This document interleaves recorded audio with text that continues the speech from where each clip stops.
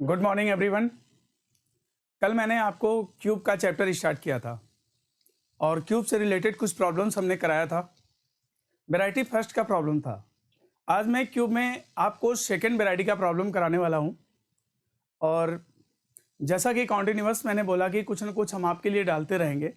और 30 अप्रैल के बाद मैं प्रॉपर संदेश एकेडमी के जितने भी क्लासेज हैं उसको 2 डिवीजन में बांट करके टाइम टेबल बना करके क्लास स्टार्ट करवाने का सोच रहा हूँ। ठीक है, तो अभी फ़िलहाल मैं आपको कुछ ना कुछ पढ़ाता रहता हूँ, तो आप देखते रहिए। अभी वैरायटी सेकंड आज हम लोग क्यूब का पढ़ते हैं। ठीक,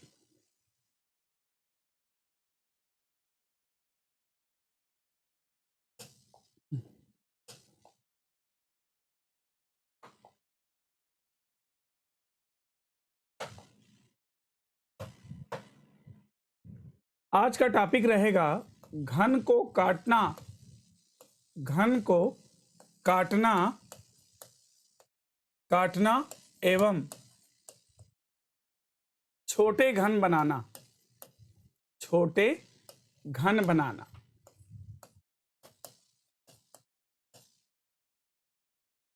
आज हम आपको कटिंग से रिलेटेड क्वेश्चन बताने वाले हैं। घन को काटना एवं छोटे घन बनाना। तो सबसे पहले तो ये समझ लीजिए,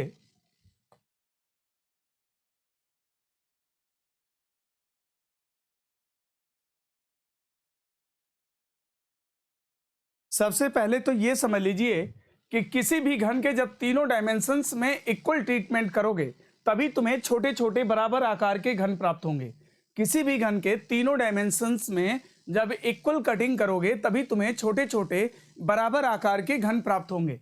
ठीक है, तो अगर मैं इसको लंबाई की तरफ से काट दूं, चौड़ाई की तरफ से काट दूं और ऊंचाई की तरफ से काट दूं तो इक्वल कटिंग हो जाएगी। तो चलो मैं इसको पहले लंबाई की तरफ से ऐसे क्लासिफाइड किया, बांट दिया, इसके 2 पार्ट हो जाएंगे। राइट डाउन भी कर लिया 2। और इसको अब मैं चौड़ाई की तरफ से भी देखो काट दिया ऐसे। अब इसके कितने टुकड़े हो जाएंगे? 4 टुकड़े हो जाएंगे, मल्टीप्लाई 2। अब इसको ऊंचाई की तरफ से भी मैं काट देता हूं, ऊंचाई की तरफ से भी काट दिया। अब इसके कितने टुकड़े हो जाएंगे?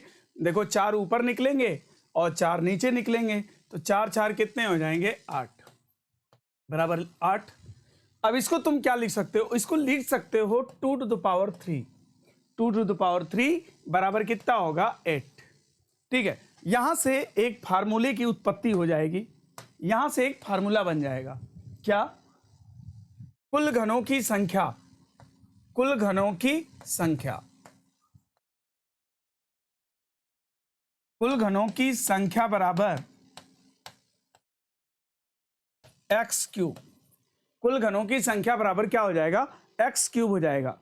ठीक है, एक्स क्यूब, जहां एक्स बराबर बड़े घन की एक भुजा की माप।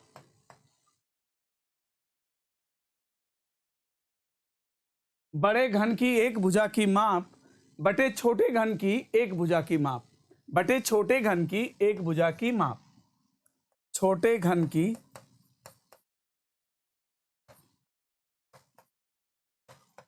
एक भुजा की माप। कहने का मतलब यह है कि अगर आप किसी भी क्यूब के तीनों डायमेंशंस यानी उसकी लंबाई, चौड़ाई, ऊंचाई को अगर 2 बराबर भागों में काटते हो तो तुम्हें 8 छोटे छोटे घन प्राप्त होंगे। यहां से एक फार्मूले की उत्पत्ति होगी। कुल घनों की संख्या बराबर total number of smaller cubes बराबर हो जाएगा x cube. X cube where x क्या है? Length of one dimension of bigger cube upon length of one dimension of smaller cube. बड़े घन की एक भुजा की माप बटे छोटे घन की एक भुजा की माप। ठीक है, तो अगर आपको यक्स की वैल्यू पता हो, अगर आपको यक्स की वैल्यू पता हो तो किसी भी प्रॉब्लम्स का, किसी भी क्वेश्चन का आंसर आप फटाफट बता सकते हो। ठीक है, तो देखो यक्स क्या है ना? घन की एक भुजा। एक भुजा का मतलब वन साइड। वन साइड मतलब चाहे लंबाई ले लो, चाहे चौड़ाई ले लो, चाहे ऊंचाई ले लो। तो घन की एक भुजा को जितने बराबर भागों में बांटते हैं वही एक्स कहलाता है। तो यहां पर एक्स की वैल्यू क्या हो जाएगी? 2, है ना? हम चित्र को देख करके भी जान सकते हैं कि इसमें एक्स की वैल्यू क्या है। तो यहां पर एक्स की वैल्यू कितनी हो जाएगी? 2। है ना। चाहे लंबाई ले लो, चाहे चौड़ाई ले लो और चाहे ऊंचाई ले लो, x की वैल्यू 2 है। अगर x की वैल्यू 2 है तो उसी का क्यूब कर दोगे, total number of cubes obtained हो जाएंगे, कुल घनों की संख्या प्राप्त हो जाएगी, है ना। तो x का मान 2 रख देंगे, 2 का क्यूब यानी कि 8, यानी आंसर आ गया, है ना। तो इस प्रकार किसी भी क्वेश्चन का हम लोग कर सकते हैं। आगे एक क्वेश्चन लेते हैं, ठीक है। 8 सेंटीमीटर भुजा वाले एक बड़े आकार के घन से 2 सेंटीमीटर भुजा वाले कुल कितने छोटे घन बनाए जा सकते हैं। ठीक, 8 सेंटीमीटर भुजा वाले एक बड़े आकार के घन से 2 सेंटीमीटर भुजा वाले कुल कितने छोटे घन बनाए जा सकते हैं। तो सबसे पहले हमें क्या फाइंड आउट करना होगा, यक्स फाइंड आउट करना होगा। यक्स क्या होता है, length of one dimension of bigger cube upon length of one dimension of smaller cube. बड़े घन की एक भुजा की लंबाई बटे छोटे घन की एक भुजा की लंबाई। तो बड़े घन की भुजा की लंबाई क्या दिया है, 8 दिया है। छोटे घन की भुजा की लंबाई क्या दिया है, 2 दिया है।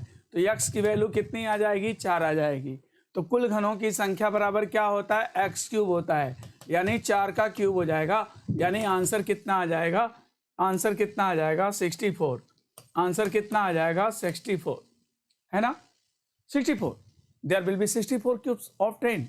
अब क्या करेंगे ना, देखो अब क्या करेंगे कि हम बना के दिखाते हैं। अगर मान लो कि मैं क्यूब बनाता हूं, ठीक, एक क्यूब बना लिया ऐसे,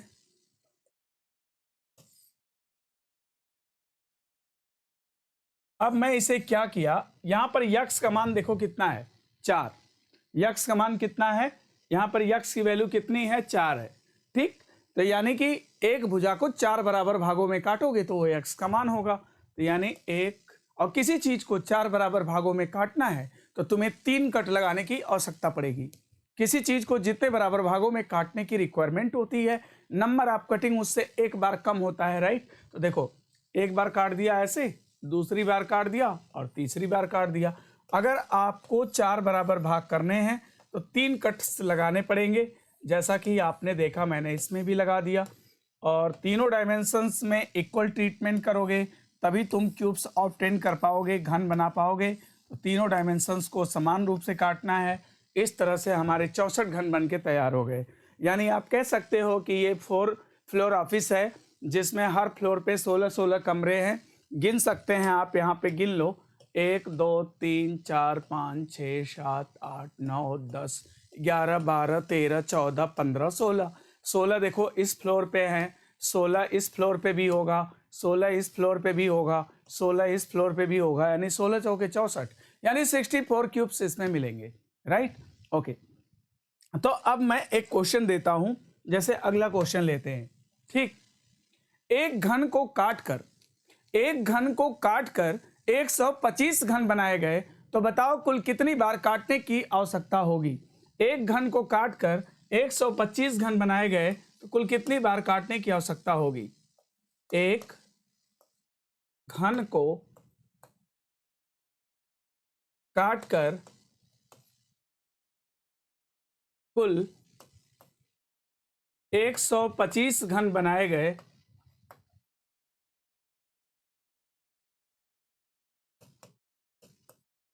तो बताइए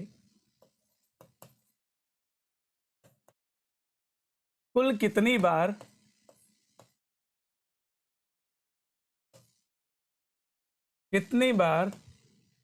काटने की आवश्यकता होगी। कुल कितनी बार काटने की आवश्यकता होगी, ये एक क्वेश्चन है। एक घन को काटकर कुल 125 घन बनाए गए तो कुल कितनी बार काटने की आवश्यकता होगी। ठीक है, अब यहां पर प्रश्न ये उठता है कि नंबर ऑफ कटिंग आपसे पूछ रहा है। ठीक, तो यहां पर एक्स क्यूब की वैल्यू, कुल घनों की संख्या क्या होती है, एक्स क्यूब होती है। यहां पर एक्स क्यूब की वैल्यू दे रखा है, क्या दे रखा है, 125। अगर आपको एक्स का मान पता चल जाए तो नंबर ऑफ कटिंग आप निकाल सकते हो। कैसे, देखो एक्स क्यूब की वैल्यू है 125, तो यक्स बराबर कितना आ जाएगा, 5। और यक्स क्या होता है, घन की एक भुजा को जितने बराबर भागों में काटते हैं वही तो यक्स होता है। तो यक्स का मान यहाँ पर कितना है, 5 है। तो किसी भी चीज को जितने बराबर भागों में काटना होता है, नंबर ऑफ कटिंग उससे एक बार कम होती है। जैसे मान लो कि इस लाइन को 2 बराबर भागों में काटना है तो कितना कट मारोगे? 1। अगर इसका 3 बराबर भाग करना है तो कितना कट मारोगे? 2। अगर इसका 4 बराबर भाग करना है तो कितना कट मारोगे? 3। यानी जितने बराबर भाग होते हैं नंबर ऑफ कटिंग उससे एक बार कम होती है, ठीक। और यक्स क्या होता है? घन की एक भुजा को जितने बराबर भागों में काटते हैं वो यक्स होता है। तो यहाँ पर नंबर ऑफ कटिंग क्या हो जाएगी? x-1 हो जाएगी। और चूंकि क्यूब 3 डायमेंशनल होता है, लंबाई पर भी x-1, चौड़ाई पर भी x-1, ऊंचाई पर भी x-1, तो 3x-1, ठीक। तो टोटल नंबर ऑफ कटिंग बराबर 3x-1।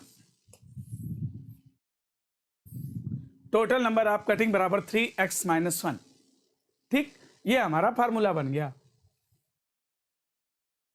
हाँ, ये हमारा फार्मूला बन गया। टोटल नंबर ऑफ कटिंग बराबर होता है 3x-1। अब क्या करेंगे? क्वेश्चन को लगाएंगे, ठीक। अब हमारा x का मान यहाँ पर पता है, बस x की वैल्यू यहाँ रख दो, नंबर ऑफ कटिंग तुम्हारा निकल के सामने आ जाएगा। तो ये हो जाएगा 3x का मान 5-1, यानी कि 4×3 12 बार, 12 बार। अगर हमें 125 घन बनाना है तो 4 बार लंबाई, 4 बार चौड़ाई और 4 बार ऊंचाई, यानी कुल मिला के घन को हमें काटना पड़ेगा 12 बार। 12 बार काटेंगे 125 घन बन जाएंगे। अब दूसरा सवाल लेते हैं। एक घन को काटकर 216 घन बनाए गए। इस बार क्या कहता है? 216 घन बनाए गए, तो कुल कितनी बार काटने की आवश्यकता होगी, राइट। तो यहाँ पर देखो कुल घनों की संख्या बराबर क्या होता है? x³ होता है, और x³ की वैल्यू यहाँ पे दे रखा है कितना? 216, ठीक। तो x³ की वैल्यू 216, तो x बराबर कितना होगा बोलो? 6 हो जाएगा ना। और नंबर ऑफ कटिंग का फार्मूला 3x-1, तो मान रख दो यहाँ पे 3 6-1, यानी 5×3 15 बार। तो भाई 216 घन बनाने के लिए कुल कितनी बार काटने की रिक्वायरमेंट होगी? 15 बार काटने की रिक्वायरमेंट होगी। 5 बार लंबाई, 5 बार चौड़ाई, 5 बार ऊंचाई। अब इसी तरह से मान लो एक घन को काटकर 343 घन बनाए गए, तो कुल कितनी बार काटने की आवश्यकता होगी? 343 क्यूब्स बनाए गए, तो कुल कितनी बार काटने की रिक्वायरमेंट होगी, आवश्यकता होगी? तो यहाँ x का मान आ जाएगा 7। नंबर ऑफ कटिंग का फार्मूला आपको मैंने बता रखा 3x-1, तो 3x-1 कर दिया जाएगा, तो 3 7-1 कर दिया जाएगा, तो 6×3 18, यानी 18 टाइम्स काटने पड़ेंगे। 6 बार लंबाई, 6 बार चौड़ाई, 6 बार ऊंचाई। अगला क्वेश्चन ले लेते हैं। एक घन को काटकर 729 घन बनाए गए, कुल कितनी बार काटने की आवश्यकता होगी? x³ बराबर 729, तो x बराबर 9। नंबर ऑफ कटिंग के फार्मूले में मान रख दो, 9 रख दो, 8×3 24 बार। कितनी बार काटने की आवश्यकता होगी? 24 बार काटने की आवश्यकता होगी, है ना। एक घन को काटकर 512 घन बनाए गए, तो कुल कितनी बार काटने की आवश्यकता होगी, ये भी पूछ सकता है। तो सेम ईयर x³ बराबर 512, x बराबर 8। नंबर ऑफ कटिंग का फार्मूला तो मान रख देंगे 7×3 21 बार, ठीक। किसी भी क्वेश्चन का आंसर ओरल बता सकते हो, मौखिक बता सकते हो इस फार्मूले का प्रयोग करके, है ना। ओके, दूसरा क्वेश्चन लेते हैं। क्वेश्चन है एक घन के कुल सतहों का क्षेत्रफल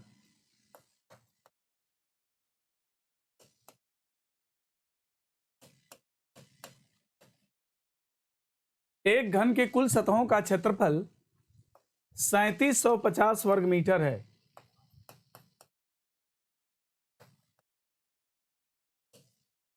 सैंतीस सौ 50 वर्ग मीटर है। इसे छोटे छोटे घनों में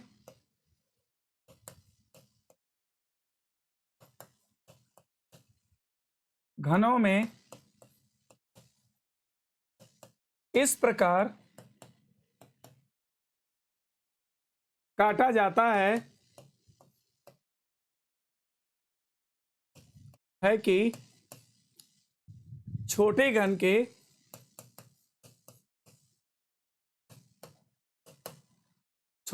के एक सतह का क्षेत्रफल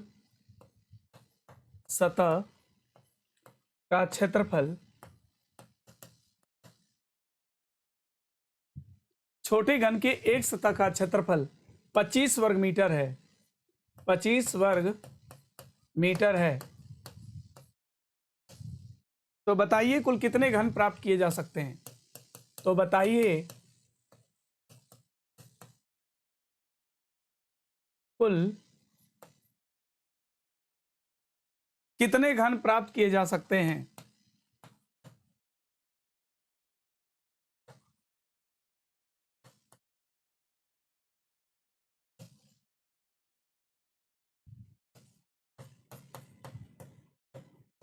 तो बताइए कुल कितने घन प्राप्त किए जा सकते हैं? अब यहां पर क्या है, एक घन के कुल सतह का क्षेत्रफल कितना है? एक घन के कुल सतह का क्षेत्रफल कितना है? 3750 वर्ग मीटर है। इसे छोटे छोटे घनों में इस प्रकार काटा जाता है कि छोटे घन के एक सतह का क्षेत्रफल 25 वर्ग मीटर है। तो क्षेत्रफल 25 वर्ग मीटर है, तो बताइए कुल कितने घन प्राप्त किए जा सकते हैं, राइट? तो सबसे पहले मैं बड़ा वाला क्यूब ले लेता हूं, एक बड़ा सा घन ले लेता हूं, ये है इसका टोटल एरिया, संपूर्ण पृष्ठ जिसको आप कहते हो, है ना, टोटल एरिया ऑफ सरफेस जिसको आप संपूर्ण पृष्ठ कहा करते हो, टोटल एरिया ऑफ सरफेस जिसको आप संपूर्ण पृष्ठ कहते हो। तो यहां पर कहता है कि एक घन के कुल सतह का क्षेत्रफल 3750, इसमें पृष्ठ जो होते हैं ना, इसको क्या कहते हैं? जो सतह है उसी को पृष्ठ कहते हैं। और इसमें टोटल कितनी सतहें हैं? इसमें टोटल कितनी सतहें? इसमें टोटल 6 सतह है। और एक सतह का क्षेत्रफल में क्या होता है, देखो इसमें जो घन है ना, उसमें लंबाई, चौड़ाई, ऊंचाई, मान लो ए मीटर लंबा, ए मीटर चौड़ा, ए मीटर ऊंचा, तो घन की जो भुजा होती है ना वो इक्वल होती है ना। Such a figure which all dimensions are equal is called cube, यानी कि सारे इसके जो डायमेंशंस हैं, इसके जो सारे डायमेंशंस हैं, सब के सब क्या होते हैं? इक्वल होते हैं। एक पृष्ठ यानी सतह, एक सरफेस का जो एरिया है वो लंबाई गुणे चौड़ाई भुजा का वर्ग, यानी स्क्वायर के जैसा है, भुजा का वर्ग, ए स्क्वायर होता है। तो सभी सतहों का क्षेत्रफल, इसमें 6 सतह है, ए स्क्वायर ए स्क्वायर ए स्क्वायर, 6 टाइम जोड़ोगे तो क्या हो जाएगा? 6 ए स्क्वायर।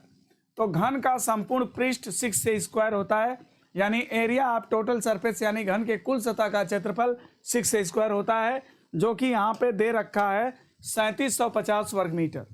तो 6 ए स्क्वायर बराबर है 3750। तो बताओ ए स्क्वायर बराबर क्या हो जाएगा? 3750 में 6 से भाग दे दो, 6 छः के 36 और 6 दूनी 12, 6 पाँचे 30, 625। तो ए बराबर कितना आ जाएगा? 625, है ना। ए बराबर कितना आ जाएगा? 25 मीटर।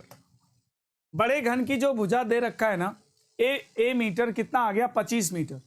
ए की वैल्यू कितनी आ गई? 25 मीटर आ गई। तो इस प्रकार 6 सतह का क्षेत्रफल जो है 3750 दिया था। तो घन का संपूर्ण पृष्ठ यानी 6 ए स्क्वायर से मैंने सारे सतहों का क्षेत्रफल पहले मैंने निकाल लिया। तो हमारा बड़े घन की भुजा आ गई 25 मीटर। अब कहता है इसे छोटे छोटे घनों में काटा जाता है, छोटे घन के एक सतह का क्षेत्रफल। देखो इस घन को काट करके छोटे छोटे घन बनाए जाते हैं, और छोटे घन के एक सतह का क्षेत्रफल दिया है। अगर यहाँ पे कुल सतह का क्षेत्रफल देता ना, मान लो कि ये x मीटर लंबा, x मीटर चौड़ा, x मीटर ऊंचा है, तो एक सतह का जो क्षेत्रफल होगा भुजा का वर्ग यानी एक्स स्क्वायर होगा। अगर सभी सतहों का क्षेत्रफल देता ना तो फिर मैं 6x स्क्वायर लिखता, लेकिन एक ही सतह का क्षेत्रफल दिया है यानी एक्स स्क्वायर की वैल्यू यहाँ पे दिया है 25 वर्ग मीटर। तो वर्गमूल ले लेंगे, x का मान कितना आएगा? 5। ठीक है। तो ये बताओ, अगर तुम्हें बड़े घन की भुजा पता है और छोटे घन की भुजा अगर पता है, बड़े घन की भुजा पता है और छोटे घन की भुजा पता है, तो इससे तुम यक्ष निकाल सकते हो, और यक्ष आ गया तो उसी का क्यूब कर दो, कुल घनों की संख्या प्राप्त हो जाएगी, है ना। तो x का मान निकाल लेते हैं। बड़े घन की भुजा की माप कितनी है? 25 मीटर है। छोटे घन की भुजा की माप कितनी है? 5 मीटर है। तो यक्ष बराबर 5 आ गया। और कुल घनों की संख्या बराबर क्या होता है? एक्स क्यूब होता है। तो इसी का क्यूब कर देंगे, एक्स क्यूब यानी 5 का क्यूब। 5 का क्यूब कितना हो जाएगा? 125 हो जाएगा। तो इस क्वेश्चन का आंसर आ गया 125, है ना। There will be 125 cubes of 10। अगला क्वेश्चन देखते हैं, ठीक है। एक व्यक्ति एक घन को 125 घनों में काटने के बजाय 512 घनों में काट देता है। एक व्यक्ति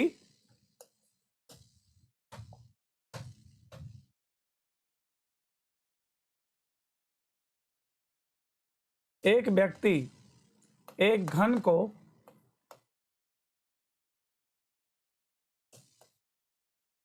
125 घनों में 125 घनों में काटने के बजाय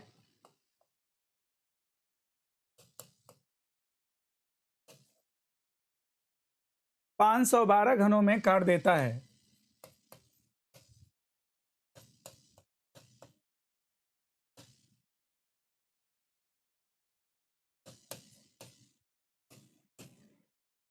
तो 40 रुपये 50 पैसे अधिक मजदूरी प्राप्त करता है।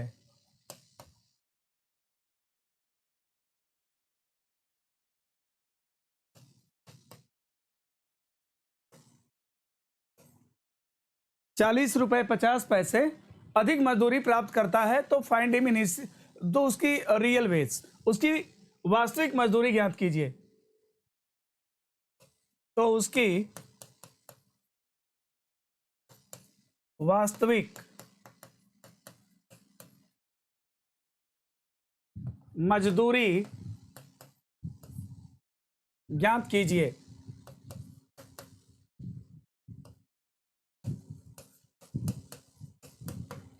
तो उसकी वास्तविक मजदूरी ज्ञात कीजिए। ऐसे प्रॉब्लम्स को अगर करना है तो कैसे करेंगे? ठीक है, सबसे पहले तुम्हें क्या करना है कि सबसे पहले ये देखो कि पहली स्थिति में नंबर ऑफ कटिंग क्या, देखो पहली स्थिति में नंबर ऑफ कटिंग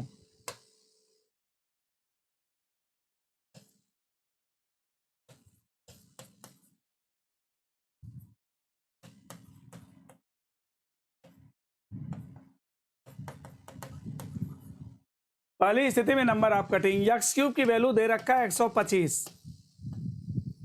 तो यक्स बराबर कितना आ जाएगा 5। नंबर ऑफ कटिंग का फार्मूला 3x-1 यानी कि 3 5 -1 यानी 12 बार। यानी एक व्यक्ति को मैंने जब एक क्यूब दिया और कहा इसका कि 125 घन बनाओ, अगर 125 घन बनाता तो 12 बार काटता, 12 बार काटने थे, लेकिन गलती से उसने क्या किया 512 घन बना दिया। अब 512 घन बना दिया, ज़्यादा काम किया तो ज़्यादा पैसा लेगा ना भाई। तो देखो दूसरी स्थिति में नंबर ऑफ कटिंग, दूसरी स्थिति में नंबर ऑफ कटिंग, दूसरी स्थिति में नंबर ऑफ कटिंग निकाल लेंगे। यहां पर यक्स की वैल्यू है 512, यक्स बराबर 8, नंबर ऑफ कटिंग का फार्मूला 3x-1, तो आ जाएगा कितना 7 त्रिक 21 बार। एक व्यक्ति को मैंने एक क्यूब शेप दिया और बोला कि इसके 125 घन बनाओ, गलती से उसने 512 घन बना दिया। भाई ज़्यादा वर्क किया तो ज़्यादा पैसा भी लेगा, तो वो अधिक मजदूरी प्राप्त किया, कितना 40 रुपये 50 पैसे। और ये किस बात की मजदूरी है? जो ज़्यादा काम किया उस बात की मजदूरी है। तो ये बताओ, काटना था 12 बार और काट दिया 21 बार, तो कितनी बार ज़्यादा काटा? 9 बार ज़्यादा काटा। तो जो ज़्यादा पैसा ले रहा है ना, किस बात का ले रहा है? 9 बार का ले रहा है। तो 9 बार काटने की मजदूरी, 9 बार काटने की मजदूरी है